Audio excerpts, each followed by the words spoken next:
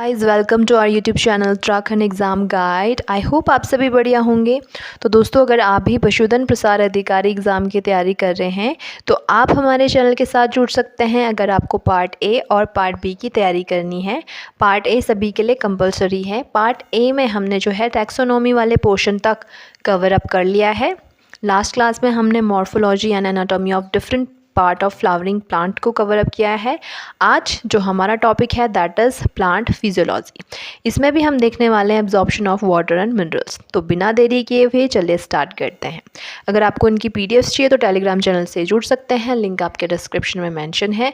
जैसे ही टेलीग्राम आपकी ओपन हो जाएगा आपको पीडीएफ शेयर कर दी जाएगी, साथ ही साथ एमसीक्यू प्रैक्टिस भी हम कंटिन्यू करेंगे। तो absorption of water and minerals in plant, तो जैसे हमें ज़िंदा रहने के लिए और ग्रोथ और मेटाबॉलिज्म के लिए वाटर और फूड की ज़रूरत पड़ती है, वैसे ही आपके प्लांट को ज़रूरत पड़ती है वाटर और मिनरल्स न्यूट्रिएंट्स की ग्रोथ और मेटाबॉलिज्म के लिए। तो जो एब्जॉर्प्शन होता है प्लांट में, मेनली जो प्लांट का सॉइल के अंदर जो पोर्शन रहता है, रूट्स में भी आपके जो रूट हेयर्स होते हैं, यहाँ पे आपके क्या होता है, मेन एब्जॉर्प्शन होता है वाटर एंड मिनरल्स का। वाटर का जो एब्जॉर्प्शन होता है मेनली ओस्मोसिस प्रोसेस के थ्रू होता है, जो ओस्मोसिस को मैं शुरुआती क्लास में बता चुकी हूँ। और मिनरल का जो एब्जॉर्प्शन होता है that is active and passive transport के थ्रू होता है। ठीक है, अब यहाँ पे सबसे पहले आप डायग्राम देखिए। तो रूट में भी आपका क्या होता है, एक मेरिस्टेमेटिक जोन होता है, इलॉन्गेशन जोन होता है और एक होता है आपकी मैच्योरेशन जोन। तो रूट टिप सबसे पहले वाला पोर्शन होता है जिसमें कि आपके सबसे शुरुआत में क्या होगा, रूट कैप होगा।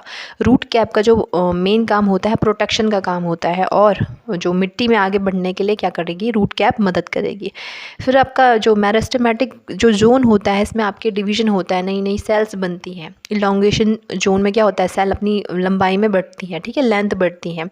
और जो आपका मैच्योरेशन जोन होता है, यहाँ पे क्या होगा, बेसिकली जो फंक्शनल रूट हेयर्स यहाँ पे पाए जाएंगे और इनका काम ही क्या होता है, जल और खनिजों का क्या करना है, अवशोषण करना है।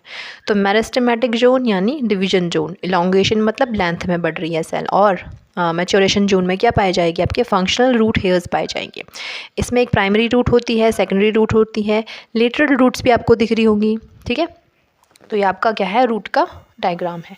अब रूट हेयर जोन जो होता है, यहाँ पे क्या होती है, रूट हेयर्स क्या होती हैं, यूनिसेलुलर एक्सटेंशन होती है एपिडर्मल सेल्स की। यानी एपिडर्मिस जो कोशिकाएं होती हैं, इनका एक कोशिकीय विस्तार होता है रूट हेयर्स। काम क्या होता है, ये इंक्रीज़ करती है सरफेस एरिया को, ताकि आपके मैक्सिमम एब्जॉर्प्शन हो सके वाटर्स का। ठीक है, थिन वॉल इसमें प्रेजेंट होती है जिससे कि आपकी ईजिली मूव कर पाता है वाटर। ठीक है, तो अब रूट में कौन कौन सी लेयर्स पाई जाती हैं, जब सबसे बाहरी लेयर में आपके एपिडर्मिस हो गया, देन आपके कॉर्टेक्स आ जाता है, देन एंडोडर्मिस आ जाता है, फिर आपके पेरीसाइकिल आ जाएगा, फिर आपके लास्ट में जाइलम आता है। ठीक है, डायग्राम में भी आपको दिख रहा होगा।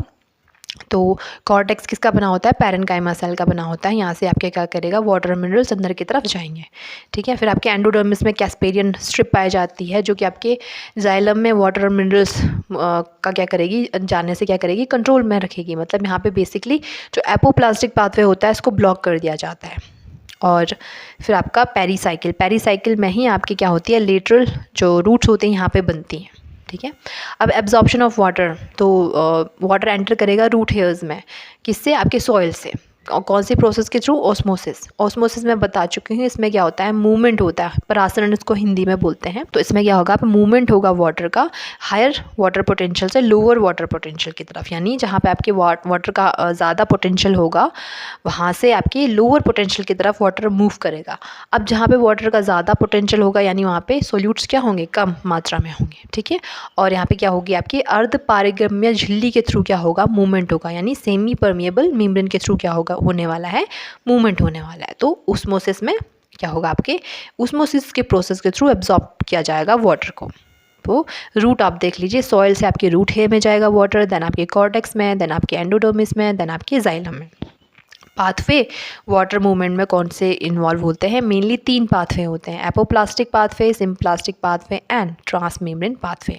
की टर्म आपको क्या ध्यान में रखना है, एपोप्लास्टिक पाथवे में जो वाटर मूव करेगा वो आपके जो सेल वॉल होती है और जो अंतर कोशिकीय स्थान यानी जो बीच में स्पेसेस प्रेजेंट होती है, वहाँ से आपके वाटर का क्या होगा, मूवमेंट होगा। यानी इसमें कोई भी सेल मेम्ब्रेन को क्रॉस नहीं किया जाता है।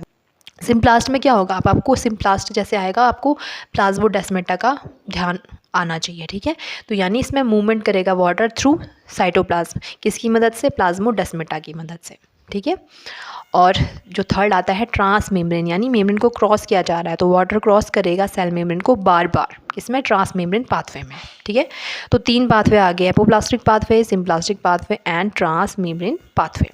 फिर आपका जो लेयर आती है एंडोडर्मिस, एंडोडर्मिस में ही आपकी कैस्पेरियन स्ट्रिप्स पाई जाती हैं, किसकी बनी होती है, सुबेरिन मटेरियल की बनी होती है। ये कंट्रोल करता है वाटर और मिनरल के मूवमेंट को जाइलम में जाने से, ठीक है। और बेसिकली यहाँ पर कौन सा पाथवे ब्लॉक हो जाएगा, आपके एपोप्लास्टिक पाथवे यहाँ पे ब्लॉक हो जाएगा। तो 2 ही पाथवे से आपकी वाटर फिर मूव कर पाएगा, एक सिम्प्लास्टिक पाथवे रह जाता है और ट्रांसमेम्ब्रेन पाथवे। तो कैस्पेरियन स्ट्रिप्स में आपको ये ध्यान में रखना है, ये एंडोडर्मिस में पाया जाता है, सुबेरिन के मटेरियल का ये बना होता है और ये एपोप्लास्टिक पाथवे को ब्लॉक करता है। फिर वाटर एब्जॉर्प्शन तो हमने देख लिया, अब हम देखेंगे आपके मिनरल एब्जॉर्प्शन, यानी खनिजों का अवशोषण किस प्रकार से होता है। तो जो मिनरल्स होते हैं बेसिकली आयन के फॉर्म में क्या होंगे, आपके अवशोषित होंगे, जैसे कि nitrates ion, potassium ion, phosphate ion and calcium ion. 2 तरीके से एब्जॉर्प्शन होता है, active absorption and passive absorption. Active जहाँ पे ध्यान आ रहा है यानी एनर्जी लगने वाली है, पैसिव मतलब एनर्जी नहीं लगने वाली है। अब यानी एक्टिव एब्जॉर्प्शन, इसमें क्या होगा, अगेंस्ट द कंसंट्रेशन ग्रेडियंट, यानी लोअर कंसंट्रेशन से आपको हायर कंसंट्रेशन की तरफ जाना है, तो क्या लगेगा, आपका एटीपी लगेगी, और इसमें कैरियर प्रोटीन्स के थ्रू जाएगा और पंप के का यूज़ भी किया जाएगा, और इसमें रूट सेल्स क्या होंगी, इन्वॉल्व होंगी। पैसिव एब्जॉर्प्शन माने एनर्जी नहीं लगने वाली है, और इसमें अलोंग द ग्रेडियंट, यानी जो आपके हायर कंसंट्रेशन से लोअर कंसंट्रेशन की तरफ ही मूव होने वाला है। और इसमें कौन से प्रोसेस के थ्रू होता है, ट्रांसपिरेशन पुल। अभी हम जो नेक्स्ट क्लास पढ़ने वाले हैं ट्रांसपिरेशन, तो वहाँ पे हम ट्रांसपिरेशन पुल के बारे में देखेंगे।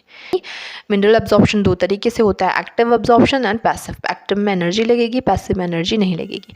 अब कौन कौन से फैक्टर हैं जो कि आपके एब्जॉर्प्शन को प्रभावित करते हैं, तो सॉइल में पहले वाटर की अवेलेबिलिटी को चेक किया जाता है, टेम्परेचर कितना है, सॉइल में वायु यानी एयरेशन कितनी है, सॉइल का पीएच कितना है, मिनरल का कंसंट्रेशन कितना है। तो ये सारे फैक्टर्स हैं जो कि आपके एब्जॉर्प्शन को क्या करते हैं, प्रभावित करते हैं। एक होता है mycorrhiza and mineral absorption. Mycorrhiza किसे कहते हैं, फंगी और रूट का जो सिम्बायोटिक एसोसिएशन होता है इसे हम बोलते हैं माइकोराइजा। अब फंगी से क्या मिल रहा है, फंगी जो है प्लांट की रूट से फूड लेता है, यानी कार्बोहाइड्रेट लेता है, और जो बदले में क्या मिलेगा प्लांट को फंगी से मिनरल का एब्जॉर्प्शन ज़्यादा से ज़्यादा मदद मिलती है। बेसिकली जो फॉस्फोरस का एब्जॉर्प्शन होता है वो इंक्रीज़ हो जाता है इसकी मदद से, ठीक है। तो ये माइकोराइजा हो गया। अब हम इनकी कंपैरेटिव स्टडी देखेंगे, water absorption and the mineral absorption. Water absorption mainly water का अपटेक करना रूट से, मिनरल एब्जॉर्प्शन यानी मिनरल का एब्जॉर्प्शन करना, मिनरल आयन का एब्जॉर्प्शन करना रूट से।